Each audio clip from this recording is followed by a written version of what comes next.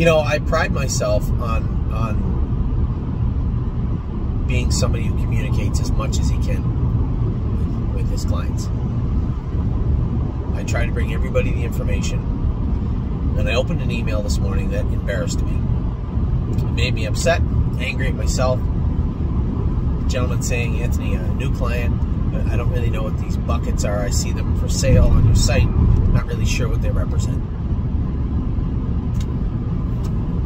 How can that be? Well, it's simple. She didn't tell anybody. You just assumed that everybody would know what the buckets were from last year, the year before, not taking into account that maybe some people didn't know. Or how could your new clients possibly know? I had a large email this morning with everybody, all the key players in the stable. Linda, my wife Amy, Wendy, Kelly, Eric, talking about what the buckets represent, why they're important to have.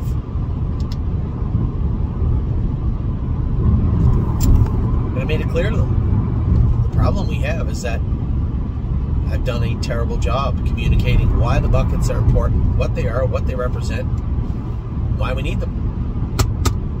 So I'm going to do that right now. When we started the stable, you know, I had gone to the sale with a little bit of money and we bought some horses, and if we went, you know, we bought some additional horses, I would call people and sell the shares of those horses. That's fine. A much smaller organization then. Spent a lot less money with the sales. And as the years went on and the stable grew, that trend became scarier and scarier. I wouldn't categorize it as anxiety. I don't really get anxious in that regard, but it was stressful. And it was palpable. I knew when I went to the sale I was going to spend X amount of dollars. I had 2 weeks to put that money together, and if I didn't, it'd be a big problem. Now, at the time, we had a couple of 300 clients and people you could rely on. You could get it done. But it didn't make the stress any less or the experience any easier.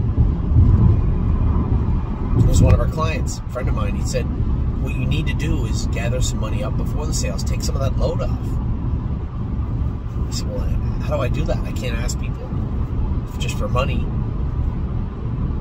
He said, no, you explain exactly what you want to do, how you're going to do it, and the money up front is important because it allows you to bid with confidence.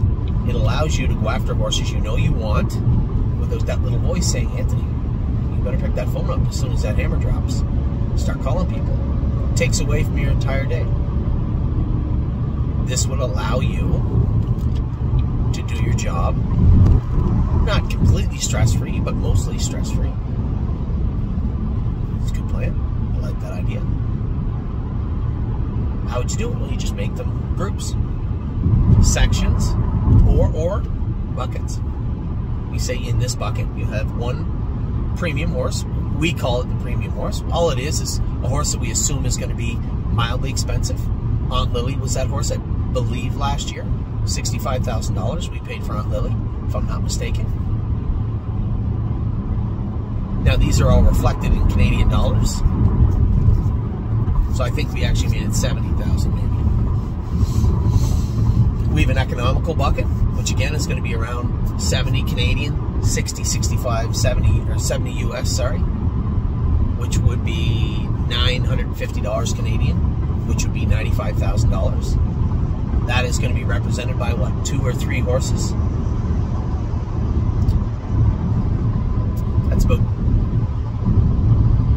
$21,000, $20,000 a horse. No, more than that. $23,000. $23,333.33 repeating. Exactly. And then you have a bigger bucket. Now this one is 2,000 Canadian. That's what? Got to be about 160,000, 165, something like that. That's going to be 4 or 5 horses in there. So you're looking at 4, 5, 6, 7 total. We already have 4 Ohio breds, 11. We'll pick one up along the way somewhere. It's 12 horses we're going to start with. A pretty decent team, I think. So that is what the buckets represent. The ability for me to analytically go through the sale catalog, go to the sale with the confidence that I can buy those horses and they'll be funded without me picking up the phone, chewing my nails, you know, eventually having anxiety over it and being stressed out. And I truly apologize. This is something that should have been talked about in depth weeks ago, if not months ago. Just with everything going on, I think, you know, from time to time, I drop the ball too. We all do. So for those of you out there saying, Anthony, I don't really know, I don't understand the buckets, I hope this explains it better. It is very simple. It is a way for me to compile a good portion of what we plan to spend prior to the sale so that I have the confidence to know everybody's behind me when I'm buying these Ohio breds. There's no surprises.